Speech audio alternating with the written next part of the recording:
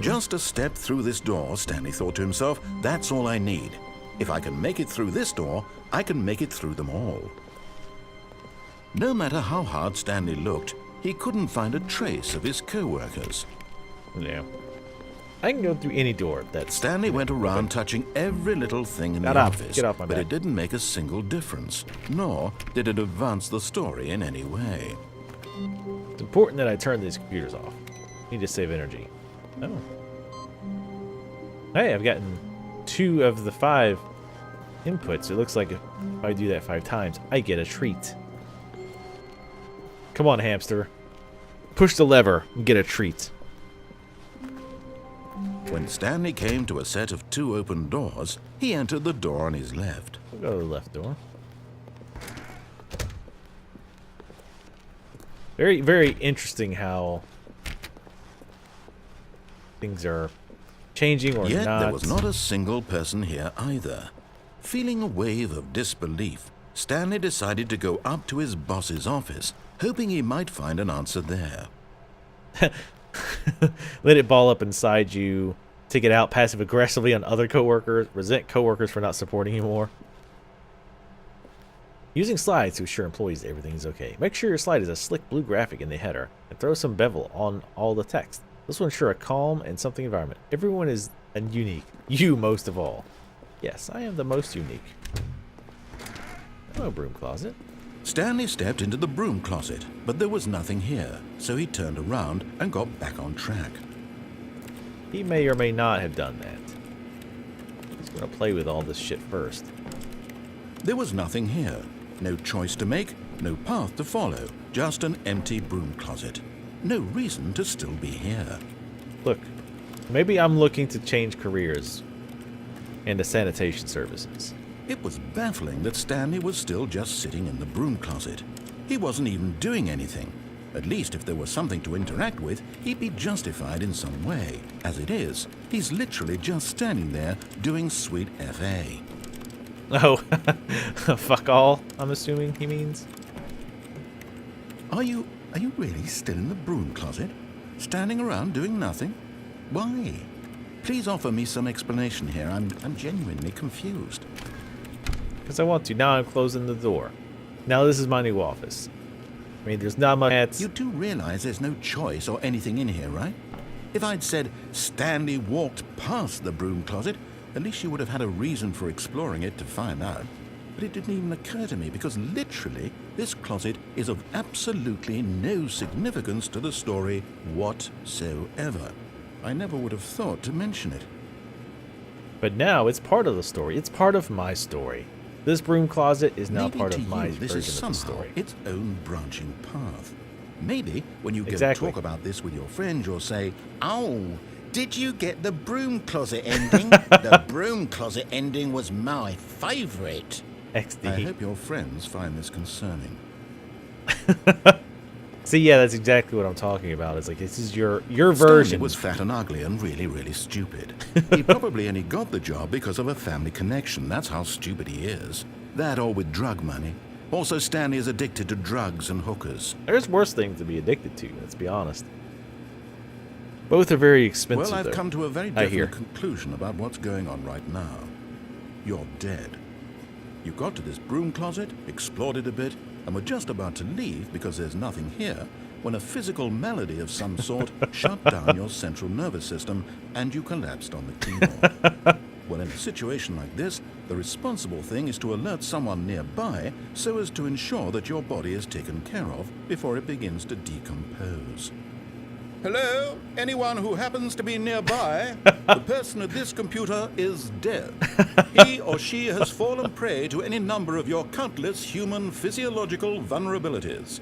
It's indicative of the long-term sustainability of your species. Please remove their corpse from the area and instruct another human to take their place at the computer, making sure they understand basic first-person video game mechanics and filling them in on the history of narrative tropes in video gaming, so that the irony and insightful commentary of this game is not lost on them. Commentary. All right, when you've done that, just step out into the hallway.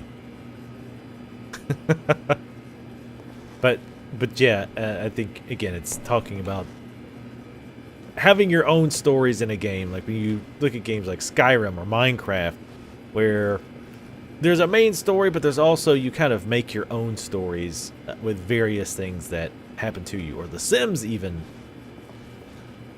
You can kind of have these, what's the term that people love to use now? Emergent stories that just kind of come out. Second player, it's good to have you on board. I guarantee you can't do any worse than the person who came before you. You too? Unbelievable. I'm at the mercy of an entire species of invalids. Perhaps there's a monkey nearby you can hand the controls to. A fish? Fungus? Look, you can hammer out the details. I'm not particularly picky. I'll just be waiting for when you're ready to pick up the story again. I was hoping he would say something like, "Oh, Jesus, seriously? Are all the people around this computer boring morons?" All right, we'll give it a few more seconds to see if he says anything else. Probably not. I think they've written quite enough unique dialogue for this broom closet. And I do... The fact that they actually wrote broom closet on it to draw your eye was not lost on me. Okay. He's like, Jesus, finally. Coming to a staircase, Stanley walked upstairs to his boss's office. You knew I was going to go downstairs, right? I mean... Ugh, wait. Like bird shit all over it. How did that happen? Bring it in from outside. Damn it. This boss's office is down here, right? This looks like where I would have my office. But Stanley just couldn't do it. He considered the possibility of facing his boss. Admitting he had left his post during work hours, he might be fired for that. And in such a competitive economy, why had he taken that risk? All because he believed everyone had vanished? His boss would think he was crazy. And then something occurred to Stanley. Maybe, he thought to himself, maybe I am crazy. All of my co-workers blinking mysteriously out of existence in a single moment for no reason at all? None of it made any logical sense. And as Stanley pondered this, he began to make other strange observations. For example, why couldn't he see his feet when he looked down? Why did doors close automatically behind him wherever he went? And for that matter, these rooms were starting to look pretty familiar. Were they simply repeating? No, Stanley said to himself, this is all too strange. This can't be real. And at last, he came to the conclusion that had been on the tip of his tongue. He just hadn't found the words for it. "I'm dreaming!" he yelled. "This is all a dream." Oh, what a relief Stanley felt to have finally found an answer, an explanation. His co-workers weren't actually gone. He wasn't going to lose his job. He wasn't crazy after all. And he thought to himself, I suppose I'll wake up soon. I'll have to go back to my boring real-life job pushing buttons. I may as well enjoy this while I'm still lucid. So, he imagined himself flying and began to gently float above the ground. Whoa. Then he imagined himself soaring through space on a magical starfield, and it too appeared. Ooh. It was so much fun, and Yay. Stanley marveled that he had still not woken up. How was he remaining so lucid? And then perhaps the strangest question of them all entered Stanley's head. One he was amazed he hadn't asked himself sooner. Why is there a voice in my head dictating everything that I'm doing and thinking? Now the voice was describing itself being considered by Stanley, who found it particularly strange. I'm dreaming about a voice describing me, thinking about how it's describing my thoughts, he thought. And while he thought it all very odd and wondered if this voice spoke to all people in their dreams, the truth was that, of course, this was not a dream. How could it be? Was Stanley simply deceiving himself, believing that if he's asleep, he doesn't have to take responsibility for himself? Stanley is as awake right now as he's ever been in his life. Now, hearing the voice speak these words was quite a shock to Stanley. After all, he knew for certain, beyond a doubt, that this was in fact a dream. Did the voice not see him float and make the magical stars just a moment ago? How else would the voice explain all that? This voice was a part of himself too. Surely, if he could just... He would prove it. He would prove that he was in control, that this was a dream. So he closed his eyes gently, and he invited himself to wake up. He felt the cool weight of the blanket on his skin, the press of the mattress on his back, the fresh air of a world outside this one. Let me wake up, he thought to himself. I'm through with this dream. I wish it to be over. Let me go back to my job. Let me continue pushing the buttons. Please, it's all I want. I want my apartment and my wife and my job. All I want is my life exactly the way it's always been. My life is normal. I am normal. Everything will be fine. I am okay. Damn. Cold drinks. $1.25. Stanley began screaming. Please, someone, wake me up. My name is Stanley. I have a boss. I have an office. I am real. Please, just someone tell me I am real. I must be real. I must be. Can anyone hear my voice? Who am I? Who am I? And everything went black. Whoop.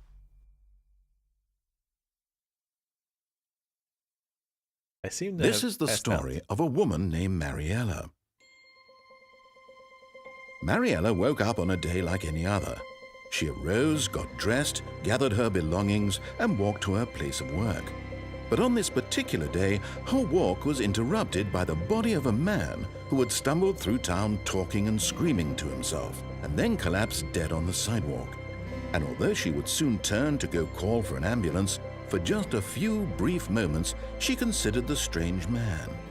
He was obviously crazy, this much she knew. Everyone knows what crazy people look like.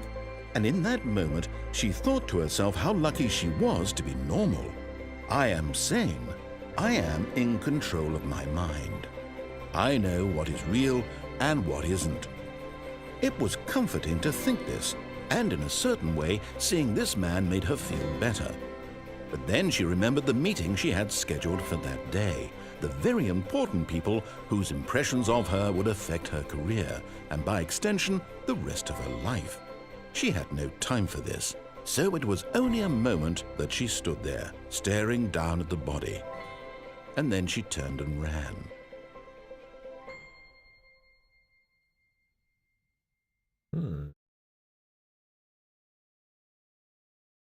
Interesting. Do a few more runs here. I still gotta figure out how I'm gonna... All of his co-workers were gone. What could it mean? I don't know. Stanley decided to go to the meeting room. Perhaps he had simply missed a memo. I mean, I feel pretty sure we've restarted completely here. Like that was a solid restart. Or not. Shit. Well then. What I get for thinking, because I'm pretty sure... When Stanley came to a set of 2 open doors, he entered the door on his left. This was not the correct way to the meeting room, and Stanley knew it perfectly well. Perhaps he wanted to stop by the employee lounge first, just to admire it.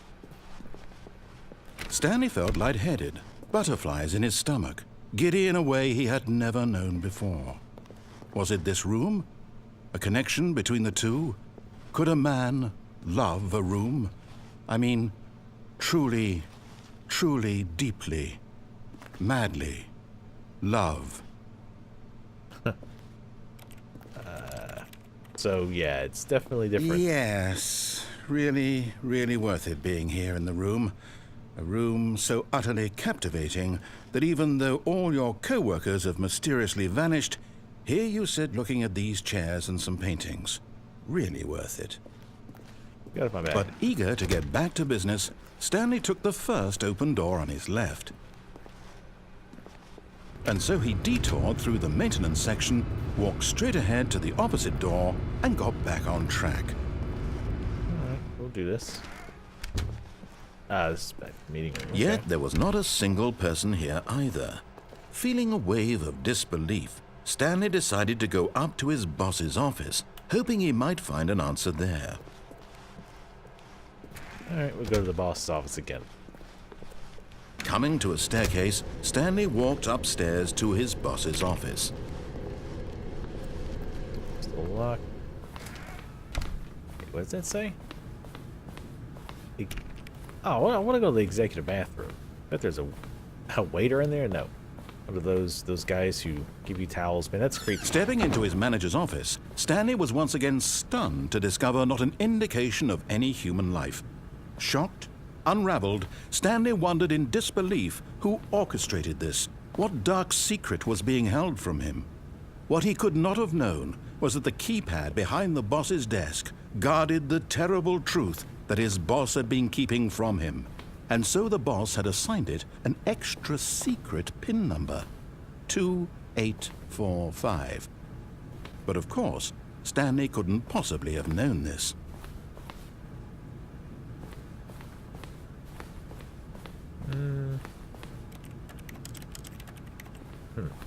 Piano doesn't make much noise, does it? Stanley just sat around twiddling his thumbs. Trying to input anything on the device was useless, since he could never possibly know that the combination was 2845.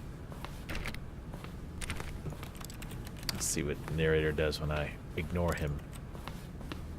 2845. Is there anything in this desk? This is a banging office. Well, the ceiling's a little over high, I think. Could have lowered it just a smidge. At least make it like an arc. But it turns out that the panel's emergency override kicked in, and the door just opened all by itself. And Stanley got the hell along with the story. Well, whoop-de-doo. Wait, I want to see if I...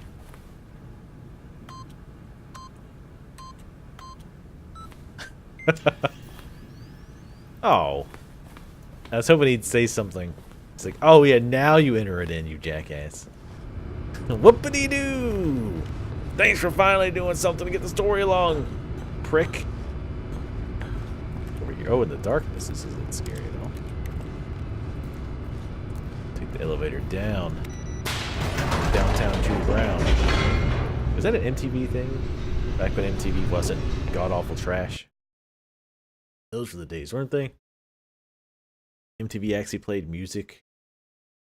Just wasn't a bunch of really god-awful reality shows and shows that were supposed to be about music but weren't. Descending deeper into the building, Stanley realized he felt a bit peculiar. It was a stirring of emotion in his chest, as though he felt more free to think for himself, to question the nature of his job. Why did he feel this now, when for years it had never occurred to him? This question would not go unanswered for long. Weird. Deep in the Stanley bowels. walked straight ahead through the large door that read Mind Control Facility. Fuck that. Clearly. Although this passageway had the word Escape written on it, the truth was that at the end of this hall, Stanley would meet his violent death. Sounds... I'm alright with that. As long as it's violence. Preferably explosions as well. I want to dial The door behind him was not shut. Stanley still had every opportunity to turn around and get back on track. Oh, I am on track. At this point, Stanley was making a conscious, concerted effort to walk forward and willingly confront his death. That's fine. Red glowing lights. That doesn't mean anything bad. I'm gonna hop on down here. Oh! I found a loading zone. Maybe not necessarily death. I did turn on the option to save, so I might be doing that shortly. Maybe. Oh, hey. Whee! Hooray for having legs made of steel. I can't move. Oh, as the machine whirred into motion and Stanley was inched closer and closer to his demise, he reflected that his life had been of no consequence whatsoever. Stanley can't see the bigger picture. He doesn't know the real story, trapped forever in his narrow vision of what this world is. Perhaps his death was of no great loss, like plucking the eyeballs from a blind man. And so he resigned and willingly accepted this violent end to his brief and shallow life. Farewell, Stanley. I can't move. No. Oh? "Farewell, Stanley," cried the narrator, as Stanley was led helplessly into the enormous metal jaws. In a single visceral instant, Stanley was obliterated as the machine crushed every bone in his body, killing him instantly. Hooray! Except I'm walking pretty good for having no bones. Oh, hello, Stanley Parable. And yet it would be just a few minutes before Stanley would restart the game, back in his office, as alive as ever. What exactly did the narrator think he was going to accomplish? This game is fucked up. Oh, this is much better than my office. When every path you can walk has been created for you long in advance, death becomes meaningless, making life the same. Do you see now? Do you see that Stanley was already dead from the moment he hit start? That's a bit of a stretch. Oh,